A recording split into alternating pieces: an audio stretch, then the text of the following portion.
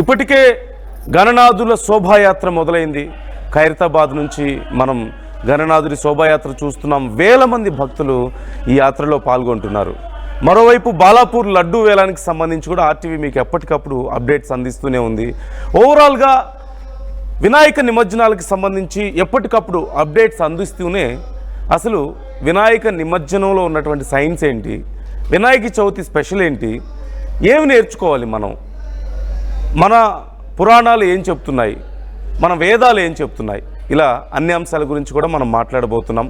ఈ నేపథ్యంలో మనతో జాయిన్ అవుతున్నారు జ్యోతి శరత్ గారు, ప్రముఖ ఆధ్యాత్మికవేత్త. జ్యోతి గారు నమస్తే, welcome to RTV. Thank you అండి. యా, మనం ఇప్పుడు బయట చూస్తున్నాం వేల మంది భక్తులు, ఇన్ఫ్యాక్ట్ లక్షల మంది భక్తులు కూడా ఈ కార్యక్రమంలో జాయిన్ అవుతున్నారు. స్వామివారితో పాటు కేరింతలు కొడుతూ ఆయన్ని నిమజ్జనానికి సాగనంపుతున్నారు. ముందుగా అసలు వినాయక నిమజ్జనం ఇంత గ్రాండ్గా జరుగుతుంది కదా, రోజు రోజుకి భక్తుల సంఖ్య పెరుగుతోంది. ఇప్పుడు ఈ మధ్యకాలంలో భక్తి కూడా పెరుగుతోంది ప్రజల్లో. సో జరుగుతున్నటువంటి తీరు మీద ఫస్ట్ మీరు ఎలా అబ్జర్వ్ చేస్తున్నారు? హౌ డు యూ సీ ఇదంతా? మనకి ఎన్నో రూపాలు ఉన్నాయి భగవంతునికి సంబంధించి. అంటే శ్రీ మహావిష్ణువు అంటాం, ఈశ్వరుడు అంటాం, సుబ్రహ్మణ్యేశ్వర స్వామి, వినాయకుడు. అయితే ఎన్ని రూపాలలో మనం ఆరాధన చేసినా కేవలం వినాయకునికి మాత్రము అంటే ఒక ప్రతిమ తెచ్చుకోవడం, పూజ చేసుకోవడం, మళ్ళీ దాన్ని నిమజ్జనం అంటే వీడుకోలు చెప్పటం మనకి అలవాటైంది. ఇలా వినాయకుడికి మాత్రమే ఎందుకు అంటే వివిధ రూపాలలో భగవంతుడిని ఆరాధిస్తూ ఉంటాం కదా, మరి వాటికి కూడా ఇలాగే జరగాలి కదా. కానీ ఇక్కడ ప్రత్యేకత ఏంటి అంటే ఎందుకు ఇలా మనం చెయ్యాలి? వినాయకుడు అనేటప్పటికీ భూతత్వంతో సమానం అంటారు. అంటే మనకి పంచభూతాలు ఉంటాయి కదా, అలా ఈ భూమి, అందుకే మట్టి వినాయకుడిని మాత్రమే మనము పూజించాలి అని చెప్తారు. అలా భూమి పంచభూతాలలో ఒకటి అయిన ఈ భూమి అంటే మట్టి, ఆ మట్టితో తయారు చేసిన వినాయకుడు. మట్టితోనే ఎందుకు తయారు చేయాలి, మట్టి వినాయకుడినే ఎందుకు ఆరాధించాలి అంటే మళ్ళీ పంచభూతాలలో అన్ని పంచభూతాలు మళ్ళీ మన శరీరంలో ఉంటాయట. మన శరీరంలో వాయువు ఉంటుంది, జలం ఉంటుంది, వేడి ఉంటుంది, అది అగ్నితో సమానమని అంటారు. అలాగే ఆకాశము అంటే లోపల ఉన్న అంటే అవయవాలు ఏవైతే ఉంటూ ఉంటాయో వాటికి మధ్య కొంచెం ఖాళీలు ఉంటూ ఉంటాయట, వీటిని ఆకాశంతో పోల్చారు. కాబట్టి బయట ఉన్న పంచభూతాలు మన లోపల కూడా ఉంటూ ఉంటాయి, అందుకని కాదనడానికి లేదు. అయితే సర్వవ్యాపకత్వము అన్నది శ్రీ మహావిష్ణువు అంటే అంతటా నేను వ్యాప్తి చెంది ఉన్నాను అంటారు. అందుకే విష్ణు సహస్రనామాల్లో మొట్టమొదటి నామమే మనకి విశ్వం అని చెప్పేశారు. అంటే అదొక్కటి బాగా అర్థమైతే చాలు, అన్నీ అర్థమైనట్టే. ఎందుకంటే భగవంతుడు ఎక్కడున్నాడు? కేవలం ఒక పుణ్యక్షేత్రంలోనో లేకపోతే మన ఇంట్లో పూజా గదిలో అని కాకుండా అంతటా నేను ఉన్నాను, మీరు పోల్చుకోండి అని చెప్తున్నారు. అలాగే వినాయకుడు కూడా సర్వవ్యాపకత్వం. ఆకాశాన్ని పట్టుకుని ఒక ప్రతిమగా మనం చెయ్యలేం, అలాగే నీటిని పట్టుకుని ఒక ప్రతిమగా మనం చెయ్యలేం, అలాగే అగ్నిని పట్టుకుని చెయ్యలేం. కానీ భూమి అంటే మట్టితో ఒక ప్రతిమను చేస్తున్నాం. ఎందుకు అంటే భగవంతుడు సర్వవ్యాపకుడు, అంతటా నిండి ఉన్నాడు. ఎందుకంటే భూమి అంతటా ఉంటుంది కదా, మనం ఏ దేశానికి వెళ్ళినా ఏ ప్రాంతానికి వెళ్ళినా భూమి ఉంటుంది. కాబట్టి అలా ఆ మట్టితో వినాయకుడిని చేసి ఆరాధిస్తున్నాము అంటే ప్రప్రథమంగా భగవంతుడు అంతటా ఉన్నాడు అనే ఒక భావన. అంతటా ఉన్న భగవంతుణ్ణి నేను భగవంతుణ్ణి అంతటా చూస్తాను అని ఇంకొక భావన. కాబట్టి అలా మట్టితో తయారు చేసిన వినాయకుడిని మళ్ళీ మట్టిలో కలిపేయటం. ఇప్పుడంటే మనం చెరువులు లేకపోతే ఎక్కడైనా కుండములు లేకపోతే నదులు ఉంటే మనం అక్కడ వేసేస్తున్నాము. కానీ మనకి భూమిలో అంటే భూస్థాపితం చేసిన సందర్భాలు కూడా ఇదివరకు ఉంటూ ఉండేవి. అలాగే ఈ మట్టి వినాయకుడిని ఏదైతే మనం తయారు చేసుకుంటామో ఆ మట్టిని పంట పొలాలలో కూడా ఇదివరకు వేస్తూ ఉండేవారట. Sorry for the inconvenience. మన రిపోర్టర్ లైవ్లో ఉన్నారు, ఒకసారి మాట్లాడి మనం కొనసాగిద్దాం. పెట్రిషియా ఉన్నారు మనతో లైవ్లో సిద్ధంగా. పెట్రిషియాని అడిగి ప్రజెంట్ నిమజ్జనం ఎలా జరుగుతోంది, అక్కడ హడావడి ఎలా ఉందో తెలుసుకుందాం. పెట్రిషియా, మీరు ప్రజెంట్ ఎగ్జాక్ట్గా ఎక్కడ ఉన్నారు, ఎలా జరుగుతున్నాయి అక్కడ అంతా కూడా?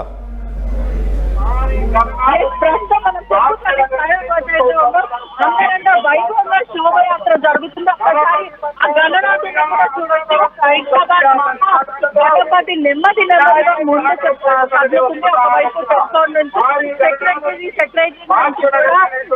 ట్యాంక్మెంట్ ఉంటుందని కూడా తెలుస్తుంది. ఎన్టీఆర్ భవన్ వైపు ఒకవైపు భక్తుల కోలాహలం కూడా అంగరంగ వైభవంగా తీస్తున్నారని తెలుస్తుంది.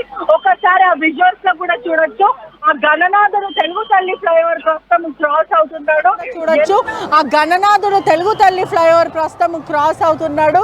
ఎంత ఒకవైపు ఎంత బ్యూటిఫుల్ అంటే కన్నుల పండగలా కనిపిస్తుంది. ఖైరతాబాద్ మహాగణపతి ప్రస్తుతం నిమజ్జన ఉత్సవానికి సంబంధించి ఫస్ట్ ఫ్రమ్ ద బిగినింగ్ కూడా ఆ టీవీ చూపిస్తూ ఉంది. ఒకసారి ఆ ప్రొసెషన్ చూడొచ్చు, అనేక డ్రోన్స్ తో పాటు జనాలు కూడా కిక్కిడుతున్న పరిస్థితి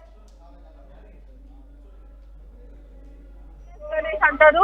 బడా గణేష్ అంటే చేరుకున్న పరిస్థితి కనిపిస్తుంది. ఎంతో కోలాహలతోనే అంగరంగ వైభవంగా చూస్తున్నారు.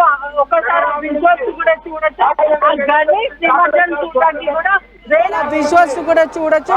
ఆ గణేష్ నిమజ్జనం చూడడానికి కూడా వేలాది మంది తరలి వచ్చారు. వేలాది మంది భక్తులు తరలి వచ్చిన పరిస్థితి కనిపిస్తుంది. ఎంతో భక్తి భావంతో ఉన్నారు. తీన్తో కూడా జోష్ఫుల్ గా ప్రొసెషన్ అయితే జరుగుతుంది. ఒక్కసారి మనము జనాలు కూడా చూడొచ్చు ఒకసారి విజువల్స్ లో.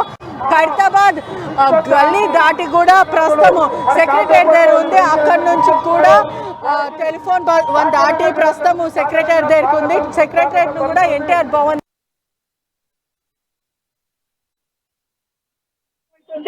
ఒకవైపు సినిమా స్టెప్పులతోని డీజే సాంగ్స్ తో కోలాహటాలతోని అంగరంగ వైభవంగా అయితే ప్రస్తుతం జరుగుతుంది. అదిగో చూడండి ఆ గణనాథుడు ఎంత ఒకవైపు కన్నుల పండుగలా కనిపిస్తుంది. భక్తులతో కూడా ఒకసారి తెలుగు తల్లి ఫ్లైఓవర్ కింద చూడొచ్చు కూడా మొత్తం అంతా కూడా చాలా అద్భుతంగా కలర్ఫుల్ గా కనిపిస్తుంది. ఒక్కసారి చూడొచ్చు. ఒక్కసారి మనం విజువల్స్ లో కూడా చూడొచ్చు, భారీగా పోలీసులు కూడా ఉన్నారు. చాలా హ్యాపీగా ఉన్నట్టు కూడా చెప్పుకుంటూ ఉన్నారు. ఆ గణనాథుడి విగ్రహం చూస్తే కూడా కన్నుల పండుగలా కనిపిస్తుంది. ఒక్కసారి మనము చూడొచ్చు. అదే కాకుండా భారీగా పోలీసులు, జిహెచ్ఎంసీ, ట్రాఫిక్ పోలీసులు అందరు కూడా జిహెచ్ఎంసీ ట్రాఫిక్ పోలీసులు అందరు కూడా ఎటువంటి అవాంఛనీయ ఘటనలు జరగకుండా కూడా సిద్ధంగా ఉన్నారని తెలుస్తుంది. ఇవాళ మాత్రం దాదాపు 50,000 గణేశుల నిమజ్జనం జరుగుతుంది. ఒకవైపు హైదరాబాద్ వాసులే కాకుండా ఇంటర్నేషనల్ నుంచి కూడా ఈ గణనాథుడి హైదరాబాద్ బిగ్గెస్ట్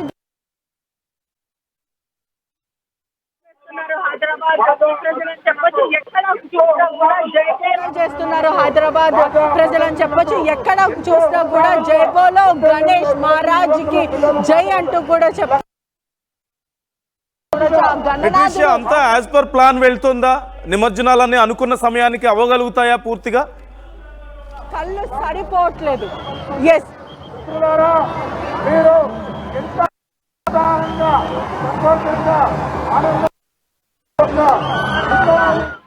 థర్టీ 35 minutes వరకు కూడా పడే అవకాశాలు అయితే కనిపిస్తున్నాయి. ఒకవైపు హుస్సేన్ సాగర్ నుంచి ట్రైన్ నెంబర్ 4 వరకు చేరుకునే అవకాశాలు అయితే కనిపిస్తున్నాయి. అదే కాకుండా ఎటువంటి అవాంఛనీయ ఘటనలు జరగకుండా కూడా సిద్ధమయ్యారని కూడా తెలుస్తుంది. అలాగనే ఒకసారి చూడొచ్చు, ప్రస్తుతం సెక్రటరీ బెంచ్ కూడా చేరుకుంది. భారీగా పోలీసులు కూడా ఉన్నారు.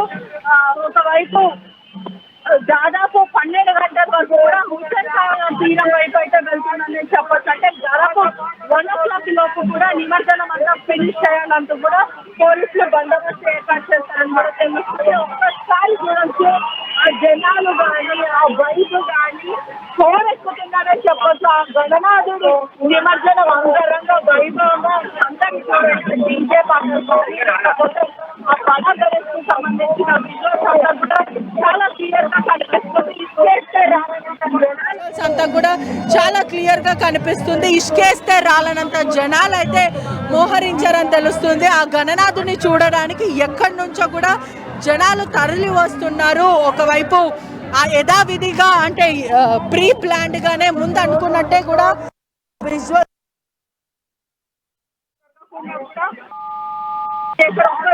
సెలబ్రేషన్ బయట చూడండి.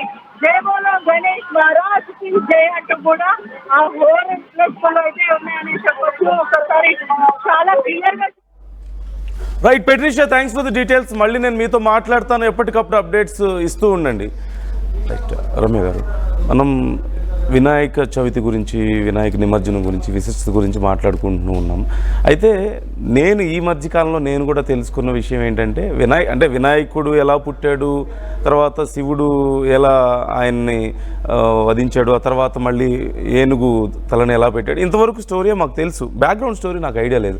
బట్ రీసెంట్గా ఎక్కడో ఉన్నాను, దీని అంతటికీ అసలు బ్యాక్గ్రౌండ్ స్టోరీ, వినాయక అవతారానికి కూడా ఒక స్టోరీ ఉందని నేను విన్నాను. సో మాకు అది కొంచెం చెప్తారా? అంటే ఈశ్వరుడు అంటే ఆయన పరబ్రహ్మ స్వరూపం, ఆయనలోంచి అన్ని రూపాలు వస్తాయి. అయితే మనం ఈ కథ వినేటప్పుడు లేకపోతే చెప్పేటప్పుడు అందరికీ ఈ సందేహం వస్తుంది. అంటే అదేంటది, ఒక చిన్న పిల్లాడితో తగులాడటమా, ఆ తర్వాత ఏకంగా తల తీసేయటమా, ఆ తర్వాత పార్వతీదేవి వచ్చి కంగారు పడి అయ్యో నా కుమారుడు మీరు ఎలాగైనా తల పెట్టాల్సిందే అంటే ఒక ఏనుగు తల దొరికితే అది తెచ్చి పెట్టేయటము, ఇంతవరకు మనం విని వదిలేస్తే ఇది చాలా చిన్న పిల్లలకి చెప్పిన కథలా ఉంటుంది.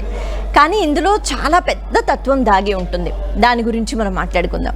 అయితే ఎప్పుడైతే అమ్మవారు తన పసుపుతో, అంటే ఒంటికి రాసుకున్న పసుపుతో లేకపోతే నలుగు పిండితో ఒక ప్రతిమ తయారు చేసి అక్కడ పెడతారో, ఈశ్వరుడికి తెలియని విషయం అంటూ ఏది ఉండదు, అంతా భగవంతుడికి తెలుసు. అయితే ఈశ్వరుడు అలా వచ్చిన తర్వాత ఈ మూర్తిని చూసిన తర్వాత, ఈ బాలుడిని చూసిన తర్వాత, అప్పుడు ఆ బాలుడు మానవ రూపంలోనే ఉంటాడు. అంటే తల కూడా మామూలుగానే ఉంటుంది. అయితే వాదనలు పెరగడము, ఆ తర్వాత తల తీసేయటం, అది కూడా త్రిశూలం పెట్టి తీసేసేట, ఇలా మనకి వినిపిస్తూ ఉంటుంది. అయితే అంతలాగా, అంటే అంత చిన్న పిల్లవాడికి అలా త్రిశూలంతో పొడవవలసిన అవసరం ఏముంది? అది దీన్ని ఎలా అర్థం చేసుకోవాలి అంటే, శివ పరివారం అన్నది ఒకటి ఉంటుంది.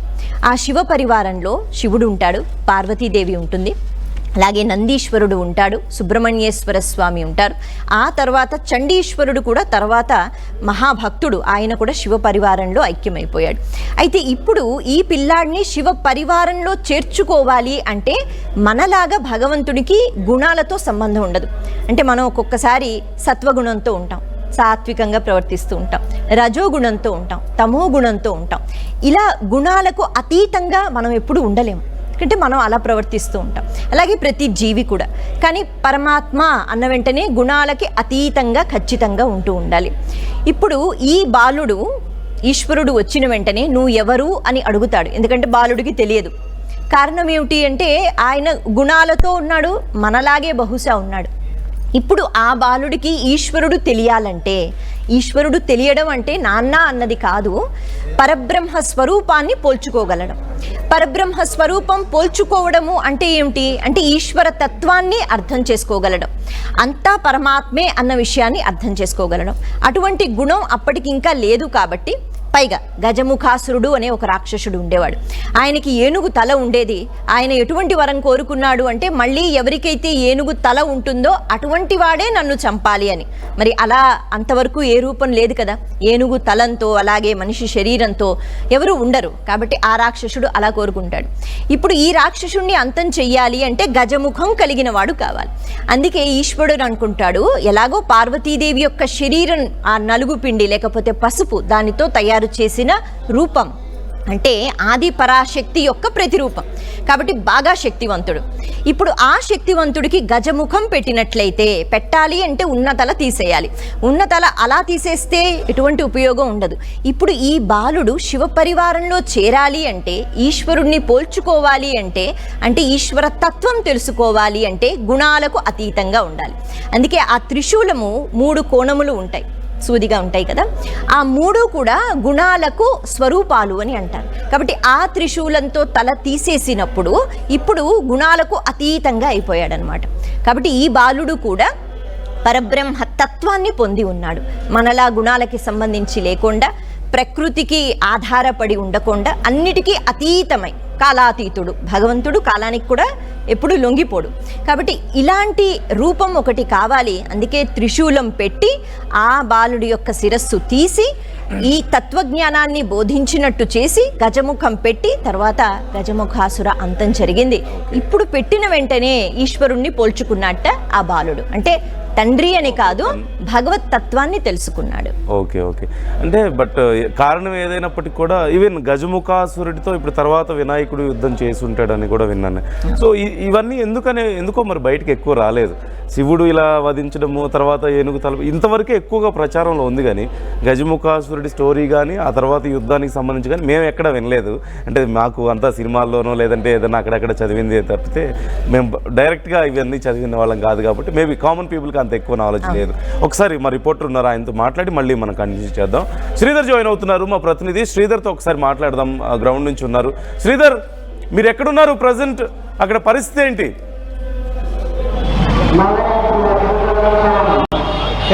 ప్రస్తుతం మనం ఎంజే మార్కెట్ వద్ద ఉన్నాము. ఇక్కడ నుంచి వచ్చేటువంటి గణనాథుల శోభయాత్ర కూడా కన్నుల విందు కూడా జరుగుతుంది. ఇక్కడ బాలాపూర్ గణేష్ ఏదైతే ఉందో బాలాపూర్ అక్కడి నుంచి మొదలుకొని శోభయాత్ర ఎంజే మార్కెట్ కూడా ఇక్కడ ఉన్నటువంటి గణనాథులు ఏవైతే ఉన్నాయో ఇటు పాత బస్తీకి చెందినటువంటి గణనాథులన్నీ కూడా ఈ రూట్లోనే వస్తాయి. ఇది చాలా క్రూషియల్. ఇప్పటికే దీనికి సంబంధించి కూడా భారీగా కూడా ఏర్పాటు చేసాం. చూసాము కొన్ని ట్రక్కులు కూడా ఇప్పటికే సంబంధించి కూడా వెళ్తున్నాయి. కొంతమంది కాళ్ళు కూడా తీసుకెళ్తున్నారు. వాళ్ళతో మాట్లాడించేటువంటి ప్రయత్నం చేద్దాం. శోభయాత్రకు సంబంధించి ఎక్కడి నుంచి వస్తున్నారు? హైకోర్ట్ నుంచి. ఎలా అనిపిస్తుంది మీకు పండుగ? చాలా మంచి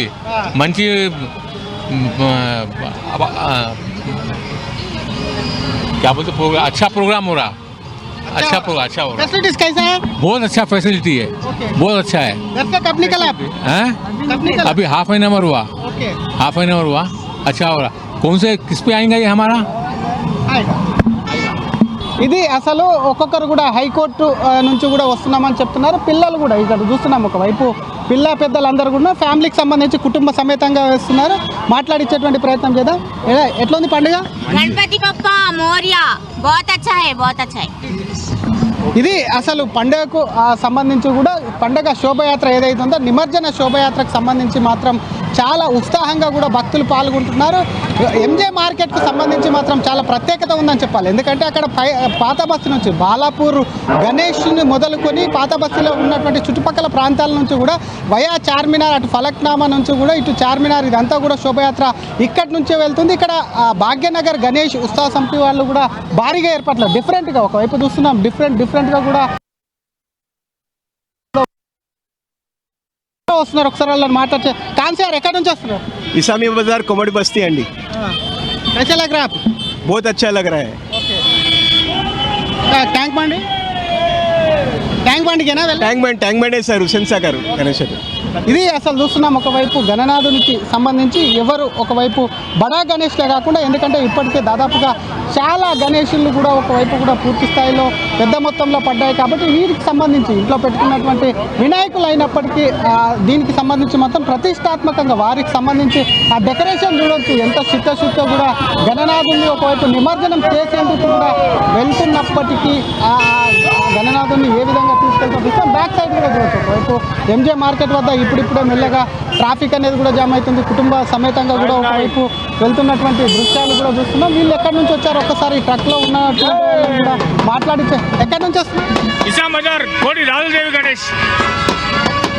कैसा लग रहा है आपको? बहुत अच्छा लग रहा है, बहुत खूब लग रहा है। कब निकला? सब ఇలా పొద్దున 8 గంటలకు బయలుదేరాం సార్. ఇది ఒకవైపు శోభయాత్రకు కూడా సంబంధించి 8 గంటలకు బయలుదేరామని చెప్తున్నారు. చూసుకోవచ్చు, ఒక్కసారి మనం ఫ్రేమ్లో చూసుకోవచ్చు. గణనాథ శోభయాత్ర పిల్లలతో కుటుంబ సమేతంగా కూడా పిల్లలతో ఏ విధంగా కూడా వారికి సంబంధించి కూడా ఎంత సంతోషం. శ్రీధర్, చాలా ప్రాంతాల్లో ట్రాఫిక్ ఆంక్షలు పెట్టారు. అంతా కూడా పెద్ద పెద్ద వెహికల్స్ అన్నీ కూడా ఈ నిమజ్జనానికి వెళ్ళే రోడ్స్లోకి రాకుండా మళ్లించేశారు కదా. సో ఎలా ఉంది అక్కడ? రష్ ఎలా ఉంది? అనుకున్నట్లుగానే సాఫీగా సాగుతోందా అంతా? అధికారులు ఏమంటున్నారు? యానందు ట్రాఫిక్ ఎక్కడికక్కడ కూడా ఎక్కడైతే శోభయాత్ర దాదాపుగా 300 కిలోమీటర్ల శోభయాత్ర హైదరాబాద్ పోలీసులు కానివ్వండి, అటు జిహెచ్ఎం ప్రాంతాలు ఏవైతే ఉన్నాయో ప్రాంతాలకు సంబంధించి ఇప్పటికే పూర్తి స్థాయిలో ట్రాఫిక్ ఆంక్షలు విధించారు. ముందస్తుగా హెచ్చరికలు జారీ చేశారు. వాటికి సంబంధించి ఇప్పుడే గణనాథులు, ఎందుకంటే భారీ గణనాథులు వస్తే రోడ్డు పైన ట్రాఫిక్ ఉంటుంది కాబట్టి ఇంకా భారీ గణనాథులు రాలేదు కాబట్టి వాటికి సంబంధించి గణేష్ శోభయాత్ర జరిగేటువంటి ప్రాంతాల్లో సైతం కూడా వాటికి సంబంధించి కొంత ట్రాఫిక్ అయితే ప్రస్తుతానికి వదులుతున్నారు. ఎంజే మార్కెట్ వద్ద కొద్దిసేపు అయితే పూర్తి స్థాయిలో మూసి చేస్తారు. గణేష్ భాగ్యనగర్ గణేష్ ఉత్సవ సమితి కూడా ఏర్పాట్లు పోలీసులు సమన్వయం చేసుకుంటూ కూడా వాళ్ళు ఉత్సవ కమిటీకి సంబంధించి కూడా ఏర్పాటు చేశారు. ఒక్కసారి ఉత్సవ కమిటీ సభ్యులు అధికార ప్రతినిధి ఉన్నారు, ఒకసారి మాట్లాడించేటువంటి ప్రయత్నం చేద్దాం. సార్, ఈసారి ఏ విధంగా ఏర్పాట్లు చేశారు? నిమజ్జనానికి సంబంధించి ఎవరెవరు రాబోతున్నారు? భాగ్యనగర్ గణేష్ ఉత్సవ సమితి తరఫున ఈసారి ఇంకా భారీ ఎత్తున ఏర్పాట్లు చేయడం జరిగింది. ముఖ్యంగా మెడికల్ మొబైల్ వ్యాన్లు ఏర్పాటు చేయడం జరిగింది. అక్కడక్కడ భోజనాలు ఏర్పాటు చేయడం జరిగింది. మంచినీళ్ళ సౌకర్యం ఏర్పాటు చేయడం జరిగింది. ప్రసాద వితరణ ఏర్పాటు చేయడం జరిగింది. 3 జాగాలలో స్టేజ్ ఏర్పాటు చేసి భక్తి గీతాలు కూడా పెట్టడం జరిగింది. అట్లాగే మొట్టమొదటగా రాష్ట్ర ప్రభుత్వం రేవంత్ రెడ్డి ప్రభుత్వము ఏర్పాట్లు సరిగా చేయకపోయినా ఇప్పుడు మాత్రము సహకరించలేదా? ఇప్పుడు మాత్రము రేవంత్ రెడ్డి ప్రభుత్వము మంచిగా సహకరించింది, భారీ ఎత్తున ఏర్పాట్లు చేసింది. ముఖ్యంగా జంట నగరాల్లో చుట్టుపక్కల్లో 1,80,000 విగ్రహాలు అధికారికంగా ఏర్పాటు చేయడం జరిగింది. మరి అందులో ఈరోజు 1,25,000 విగ్రహాలు నిమజ్జనానికి తరలి వస్తున్నాయి. దానిలో భాగంగానే 30 నుంచి 40 లక్షల మంది భక్తులు ఈ యొక్క నిమజ్జన కార్యక్రమంలో పాల్గొంటున్నారు. అడుగడుగున పోలీస్ బందోబస్త్, మహిళా అశ్విక దళాలు, అడుగడుగున సీసీ కెమెరాలు, మరి ఈ యొక్క ఏర్పాట్లు చేయడం వల్ల భక్తులు ప్రజలు పెద్ద ఎత్తున తరలి రావాల్సిందిగా. ముఖ్య అతిథులుగా ఎవరు రాబోతున్నారు? ప్రధానంగా ముఖ్య అతిథులుగా మరి మహామండలీశ్వర్లు, పీఠాధిపతులు, అట్లాగే కేంద్ర మంత్రులు కిషన్ రెడ్డి గారు, బండి సంజయ్ గారు, మిగతా వారు వచ్చేసి 2 గంటలకు ఇక్కడ తమ యొక్క సందేశాన్ని ఇస్తారు. మీరందరూ కూడా పెద్ద ఎత్తున గుమిగూడి ఈ యొక్క కార్యక్రమాన్ని జయప్రదం చేయవలసిందిగా కోరుతున్నాం. దీనందు ఒకవైపు ఏర్పాట్లకు భాగ్యనగర్ గణేష్ ఉత్సవ కమిటీకి సంబంధించి మాత్రం భారీగా ఏర్పాట్లు చేస్తాం. ప్రభుత్వ సహకారంతో కూడా ఏర్పాట్లు చేశాం. ఒకవైపు చూసుకోవచ్చు భాగ్యనగర్, ఎందుకంటే ఎంజే మార్కెట్ అనేది కూడా చాలా కీలకం. ఎవరైతే అతిథులు వస్తుంటారో చాలా చోట్ల అటు ట్యాంక్ బండ్ కానివ్వండి, ఇటు ఎంజే మార్కెట్లో కావండి, ఇక్కడ వచ్చినటువంటి అతిథులను కూడా స్పీచ్ ఉండబోతుంది. ఇక్కడ నుంచి వాళ్ళు వచ్చినటువంటి భక్తులను ఉద్దేశించి శోభయాత్రకు సంబంధించి కూడా దాన్ని కూడా ఉద్దేశించి మాట్లాడుతుంటారు. ఒక్కసారి చూసుకోవచ్చు ఎంజే మార్కెట్ ఏదైతే ఉందో, ప్రస్తుతం ఎంజే మార్కెట్ కాసేపట్లో ఎంజే మార్కెట్ భారీ గణనాథులు ట్రక్కుల మీద రన్నాయి. ప్రస్తుతానికైతే ఫ్యామిలీకి సంబంధించి చిన్న చిన్న ఇంట్లో పెట్టుకున్నటువంటి గణనాథులు ఎవరైతే ఉన్నారో ఆ బొజ్జ గణపాయలు, చిన్న గణపాయలు తీసుకొని ట్యాంక్ బయట అయితే వెళ్తున్నారు. దాదాపు 30,000 మందితో కూడా పోలీసులు కూడా బందోబస్తు అయితే నిర్వహిస్తున్నారు. అనేక చోట్ల ఎటువంటి భక్తులు దాదాపుగా 30 నుంచి 40 లక్షల వరకు భక్తులు వచ్చేటువంటి అవకాశం ఉంది. దానికి సంబంధించి సెక్యూరిటీ కాదు, వచ్చినటువంటి భక్తులకు సంబంధించి కూడా ఏ విధమైనటువంటి ఆటంకం కలగకుండా కూడా ముందస్తు జాగ్రత్తలు, అలాగే ఏర్పాట్లు, వచ్చినటువంటి భక్తులకు ఏ విధమైనటువంటి అసౌకర్యాలు కలగకుండా భోజనాలు కొన్ని చోట్ల కానివ్వండి, వాటర్కు సంబంధించి కూడా ఎక్కడ కూడా టాయిలెట్స్కి సంబంధించి ఎక్కడికక్కడ కూడా చర్యలు వారికి సంబంధించి. Right thank you Sridhar, thanks for the updates. ఎప్పటికప్పుడు మాకు అప్డేట్స్ అందిస్తూ ఉండండి గ్రౌండ్ నుంచి. అలాగే ఆర్టీవీ ఇప్పుడు కేవలం గ్రౌండ్లో ఉన్నటువంటి సిచ్యువేషన్ మాత్రమే మీకు చూపించడం కాకుండా అసలు వినాయక చవితి ప్రత్యేకత ఏంటి, ఏమి నేర్చుకోవాలి వినాయకుడి దగ్గర నుంచి, అసలు వినాయకుడిని ఏం అడగాలి, ఇలా అన్ని అంశాల గురించి కూడా మనం మాట్లాడుతున్నాం. మనతో జ్యోతి గారు ఉన్నారు, ప్రవచనకర్త. జ్యోతి గారు, మనం వినాయకుడి గురించి, వినాయక చవితి స్పెషల్ గురించి మాట్లాడుకుంటున్నాం. వినాయకుడికి అంటే చిన్నప్పుడు నాకు గుర్తున్నంత వరకు పుస్తకాలు పెట్టాలి, అక్కడ పూజలు చేయాలి, చదువు బాగా వస్తుంది, ఇలా చెప్పేవాళ్ళు సహజంగా. అయితే ఇప్పుడు అసలు వినాయకుడిని ఏం అడగాలి అనే ప్రశ్న వచ్చినప్పుడు ఏం కోరుకోవాలి? పిల్లలైనా సరే పెద్దవాళ్ళైనా సరే ఏం కోరుకోవాలి వినాయకుడిని? అంటే మనం భగవంతుడి దగ్గరికి ఎక్కువగా భక్తితో ఎందుకు వెళుతూ ఉంటాము అంటే, కాదనడానికి లేదు, ఇది నిజం. మన మనసులో కోరికలు పుడుతూ ఉంటాయి, అవి తీర్చుకోవడానికి మనకి భగవంతుడు గుర్తుకొస్తూ ఉంటాడు. లేదు అంటే చాలా పెద్ద కష్టం వస్తూ ఉంటుంది, బాధలు. కాబట్టి ఈ కోరికలు, బాధలు, వీటి గురించి భగవంతుడిని ఆరాధిస్తూ ఉంటాం. అయితే మరి భగవంతుడే కదా మనకి తల్లి అయినా తండ్రి అయినా, కాబట్టి అడుగుతూ ఉంటాం. కానీ మనకి శాస్త్రము ఎంత అద్భుతంగా చెప్తుందంటే, ఒక 16 కోరికలు మనం కోరుకోవాలట. ముఖ్యంగా వినాయకుడిని 16 కోరికలు. ఈ 16 కోరికలు కోరుకుంటే ఇంకా ఏమీ కోరుకోనవసరం లేదు. అంటే మనిషిగా పుట్టినందుకు మనం తరించిపోవాలి అంటే, ఎందుకంటే 84 లక్షల జీవరాశులు, అందులో చాలా ఉన్నత స్థానంలో, అంటే ఉత్కృష్టమైన జీవి అంటే మనిషి మాత్రమే. అంటే అలా మనిషిగా పుట్టినందుకు మళ్ళీ పుడతామో లేదో తెలియదు కదా. కాబట్టి ఇప్పుడు చిన్న చిన్న కోరికలు, అంటే ఇల్లు కావాలి, లేకపోతే ఇంకేదో నగలు కావాలి, ఆస్తులు కావాలి అంటే తీసుకో అంటాడు వినాయకుడు.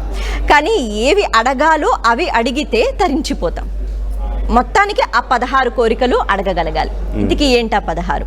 ముందుగా ధర్మము, అర్థము, కామము, మోక్షము. అంటే ఏ పని చేసినా భగవంతుడా నేను ధర్మాన్ని విడిచిపెట్టకూడదు. మనిషి లక్షణమే ఇది, మనిషి కర్తవ్యమే ఇది. ధర్మాన్ని ఎప్పుడు కూడా విడిచిపెట్టకూడదు. ఏ పరిస్థితిలో ఉన్నా, అనుకూలంగా పరిస్థితులు ఉంటే అందరం మంచి మాటలే మాట్లాడతాం, కానీ ప్రతికూల పరిస్థితుల్లో కూడా ధర్మాన్ని ఎవరు పాటిస్తారు అని అనుకుంటూ ఉంటాం. కాబట్టి ఆ స్థితి లేకుండా ఎప్పుడూ ధర్మాన్ని పాటించగలగాలి. ధర్మము, అర్థము అంటే డబ్బు. మనం సంపాదించే ఒక్క పైసా అయినా అది ధర్మంతో ముడిపడి ఉండాలి. ఖర్చు పెట్టే 1 రూపాయి అయినా ధర్మంతో ముడిపడి ఉండాలి. తర్వాత కామము అంటే కోరికలు. మనసులో పుట్టే కోరికలు ధార్మికమైన అయితే పర్వాలేదు, కానీ అలా కాకుండా అవతల వాళ్ళని హింసించి, వాళ్ళని బాధ పెట్టి, వాళ్ళు ఏడ్చినా పర్వాలేదు నేను సుఖంగా ఉండాలి అని అనుకునే కోరికలు ఉంటాయి కదా, అవి ప్రమాదం. కాబట్టి నా కోరికలు ధర్మంతో ముడిపడి ఉండాలని కోరుకోవాలి. ఆ తర్వాత మోక్షము. ఎప్పుడైతే ఈ ధర్మంతో అర్థం ఉంటుందో, ధర్మంతో కామము అంటే కోరికలు ఉంటాయో, మోక్షం మనకి కలుగుతుంది. అంటే మళ్ళీ ఇలా ఇన్ని జీవరాశులుగా పుట్టి అలా వెళ్ళిపోకుండా శాశ్వతంగా మోక్షం, మళ్ళీ పుట్టలేని స్థితికి వెళ్ళిపోవటం.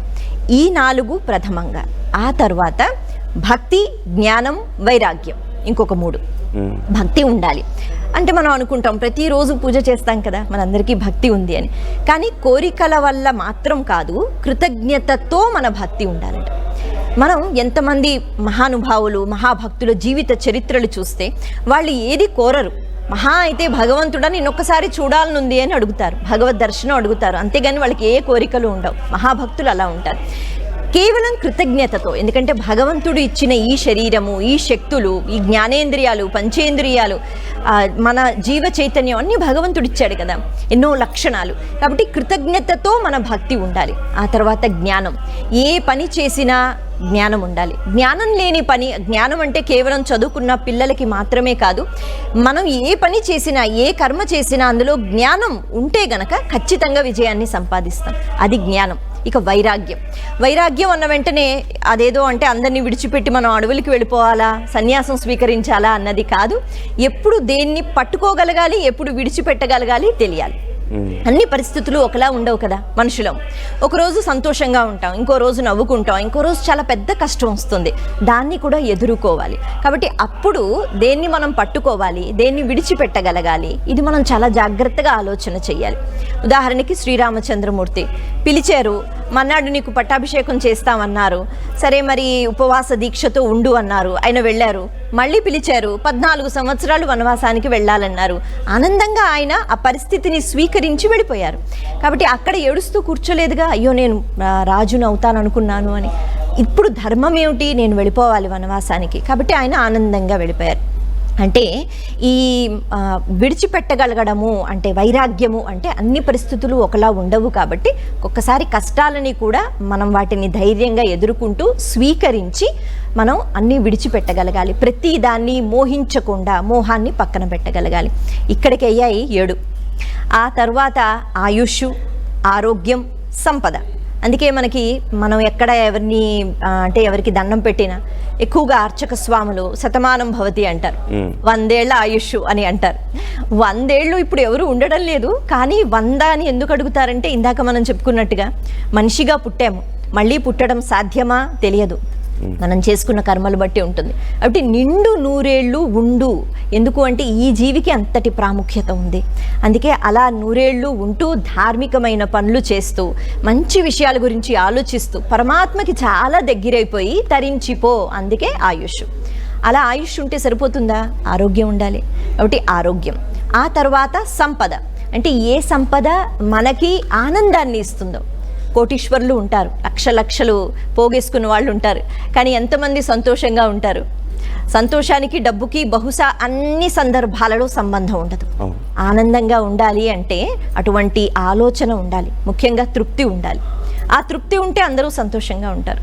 కాబట్టి సంపద ఎప్పుడూ మనకి ఆనందాన్ని, తృప్తిని ఇవ్వాలి అని కోరుకోవాలి. ఆ తర్వాత అభివృద్ధి. ఏ పని చేసినా అందులో అలాగే అభివృద్ధి ఉండాలి. నేను ఎక్కడ మొదలుపెట్టానో అక్కడే ఉంటాను అంటే లక్ష్యం వైపు ఎలా వెళతాం? వెళ్ళలేం. అభివృద్ధి ఉండాలి. ఆ అభివృద్ధి తర్వాత అది పూర్తిగా పెరగడము, అంటే అది స్థిరత్వము. అభివృద్ధి అంటే మనం ఒక ఉన్నత స్థానానికి వెళ్ళిన తర్వాత జారిపోకుండా మనం మళ్ళీ స్థిరత్వాన్ని పొందడం, ఇది కూడా ఇంకొక కోరిక. ఇక ఆ తర్వాత కదలకుండా ఉండని స్థితి అంటారు. అంటే కదలడం అంటే ఇలా కదలడం కాదు, మనం ఉన్నత స్థానానికి వెళ్ళిపోయిన తర్వాత అహంకారం వచ్చేస్తుంది, నా అంతటి వాడు లేడు అనే భావన. కాబట్టి అలాంటి కదలిక లేకుండా మనిషిగా ఉండగలగడం, ఇది మనం కోరుకోవలసిన వరం. కాబట్టి ఇలా ఈ సంపద కలిగిన తర్వాత, ఐశ్వర్యం కలిగిన తర్వాత మనం ఏ ఉన్నత స్థానంలో ఉంటామో అక్కడ నుంచి కదిలిపోయినట్లయితే అహంకారంతో మనం ప్రవర్తిస్తూ ఉంటాం. అందరూ చాలా చిన్నగా కనిపిస్తూ ఉంటారు, అది కూడదు. అందుకే కదలలేని స్థితి, అంటే నేను ఏ పరిస్థితుల్లో ఉన్నా నాలో చలనం ఉండకూడదు, నేను ఎలా ఉండాలో మనిషిగా అలాగే ఉండాలి అని కోరుకోగలగడం. ఆ తర్వాత పుత్రులు పౌత్రులు, అంటే అప్పటి వరకు నేను బ్రతికి ఆనందంగా వాళ్ళందరితో ఉండాలి. ఆ తర్వాత విజయం, ఏ పని చేసినా విజయాన్ని కోరుకోవడం. ఆ తర్వాత కులదైవం యొక్క అనుగ్రహం, అంటే మనం ఎంతమంది దేవతా స్వరూపాలని వేడుకుంటూ ఉన్నా మన వంశానికి సంబంధించి, ఇంటికి సంబంధించి కులదేవత అని ఉంటారు. ఆ కులదేవత ఎవరో తెలుసుకుని కులదేవతకి కూడా కృతజ్ఞతతో ఒక నమస్కారం చేసుకుని ప్రతి పని చేస్తే కులదేవత అనుగ్రహం కూడా ఉండాలి. ఇది మనం కోరుకోవాలి.